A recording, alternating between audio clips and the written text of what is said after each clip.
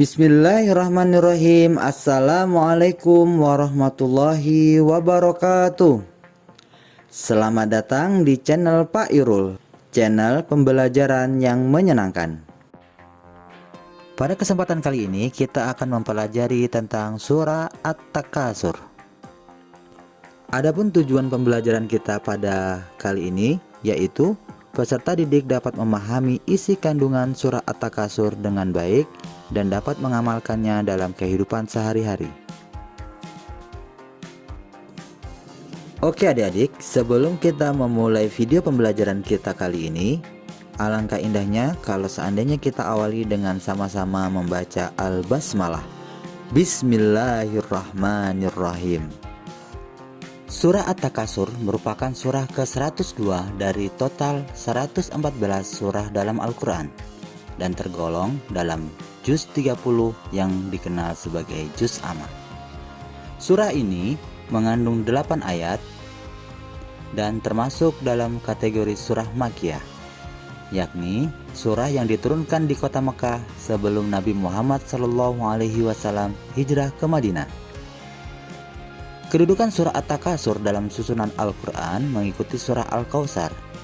Nama At-Takasur diambil dari kata-kata pertama dalam surah ini yang mengandung makna bermegah-megahan.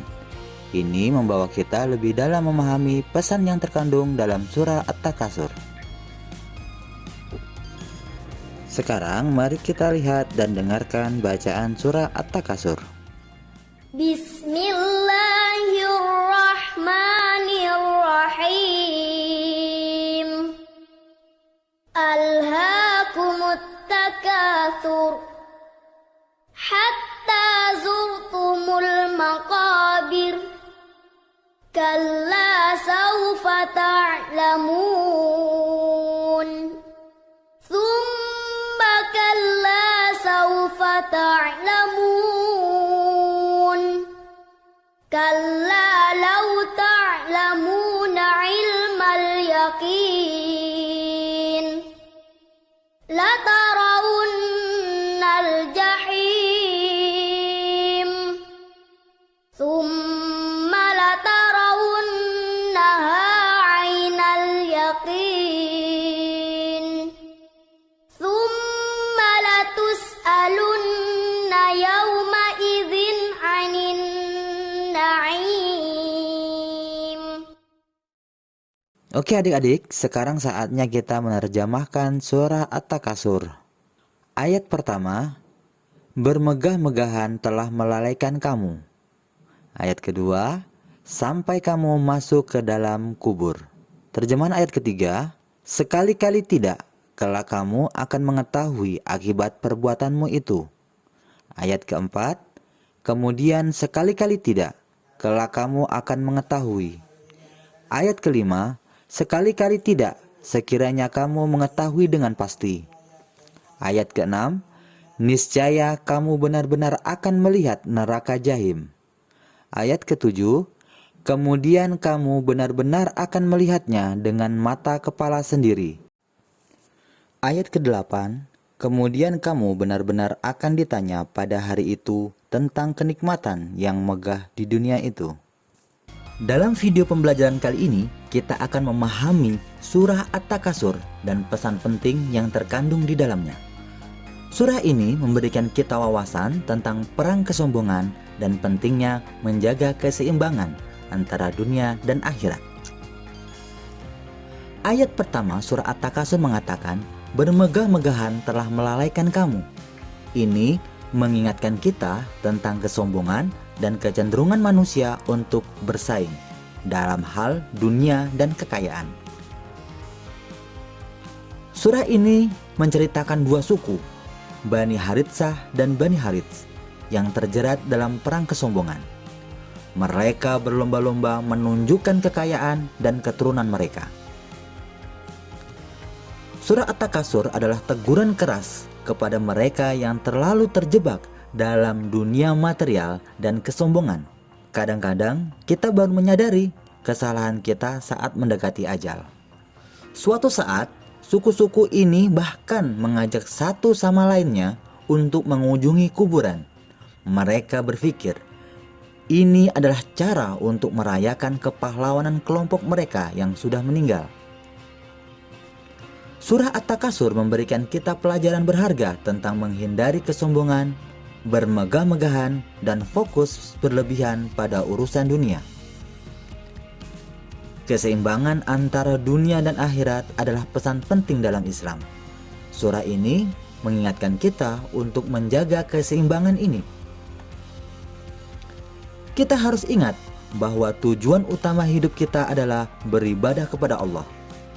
Perang kesombongan hanya akan mengalihkan kita dari tujuan sejati ini.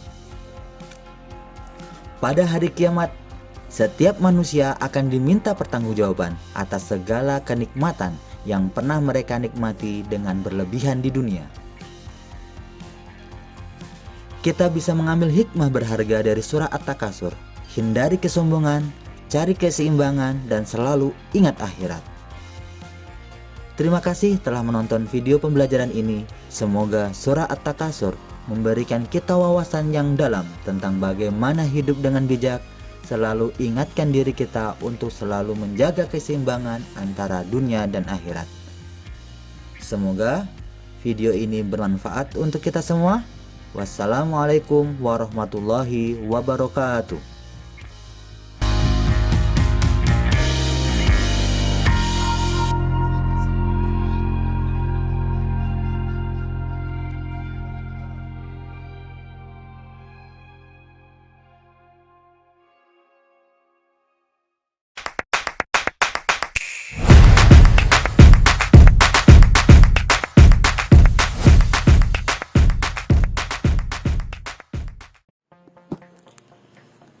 Bismillahirrahmanirrahim. Assalamualaikum warahmatullahi wabarakatuh.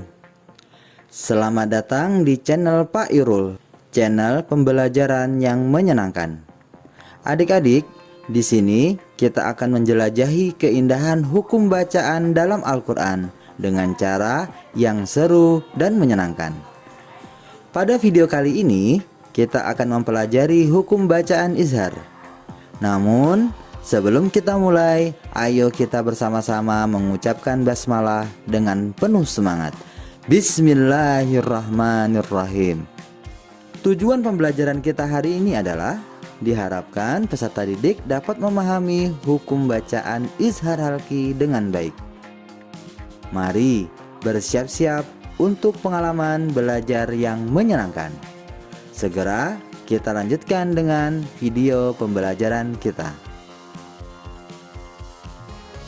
Tajwid, nun sukun, dan tanwin adalah aspek penting dalam pembacaan Al-Quran yang memastikan pengucapan yang benar dan jelas.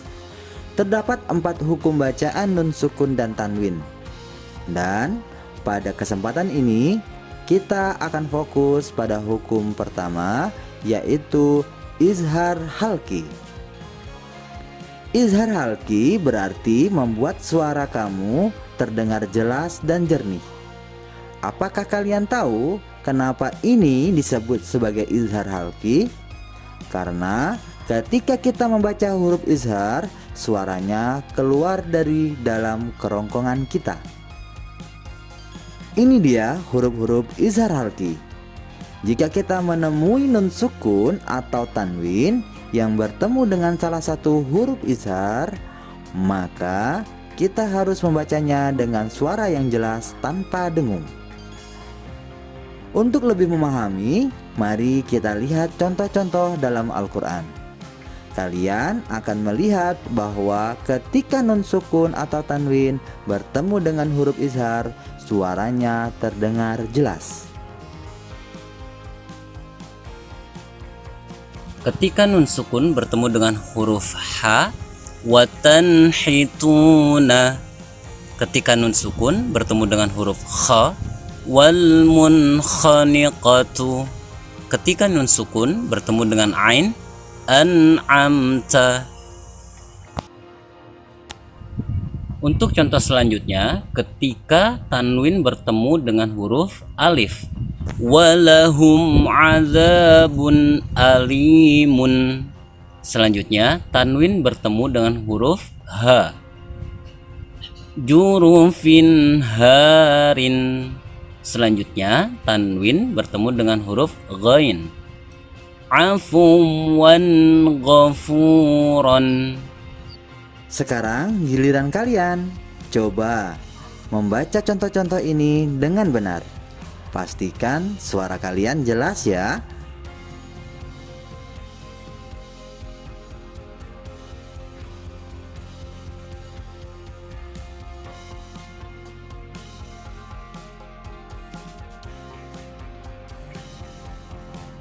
Ingat adik-adik, izhar halqi adalah salah satu cara membaca Al-Quran dengan baik. Teruslah belajar dan praktikkan. Dan suatu hari kalian akan menjadi ahli dalam membaca Al-Quran dengan tajwid yang benar. Terima kasih telah belajar bersama kami hari ini. Teruslah berlatih dan jangan lupa berdoa agar Allah memberkahi perjalanan pembelajaran kita hari ini. Sampai jumpa di video berikutnya.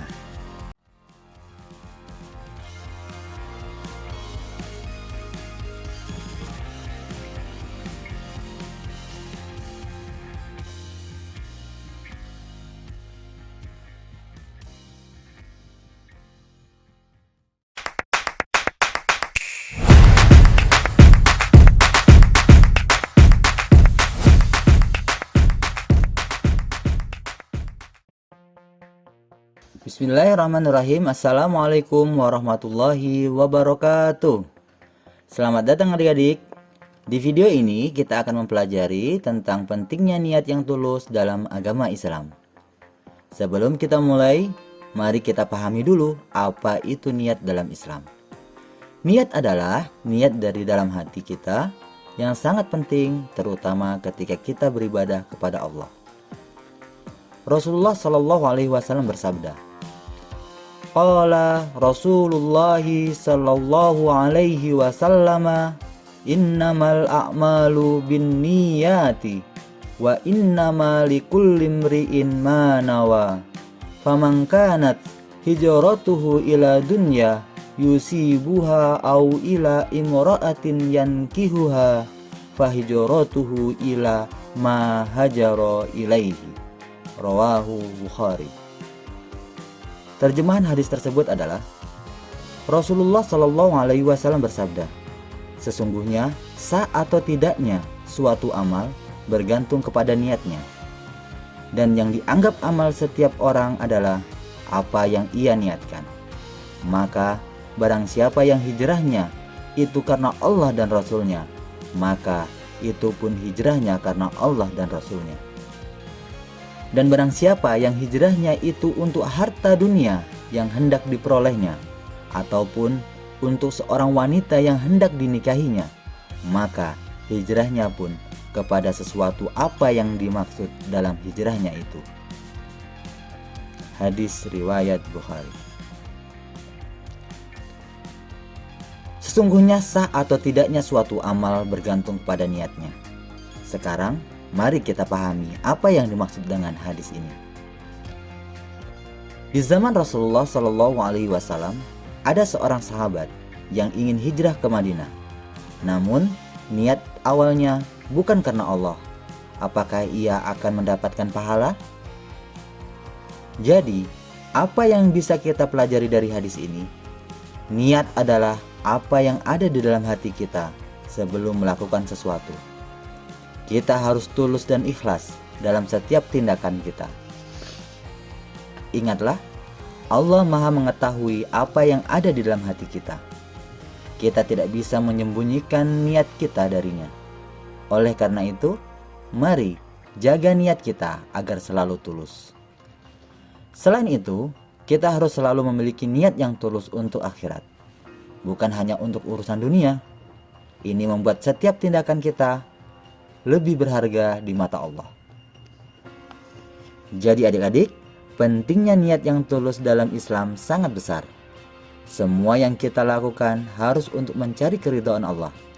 Dengan niat yang baik, kita mendekati ibadah dengan hati yang tulus dan ikhlas. Terima kasih telah menonton video ini. Semoga kita semua dapat menjaga niat kita agar selalu tulus dalam segala hal yang kita lakukan. Sampai jumpa. Wassalamualaikum warahmatullahi wabarakatuh.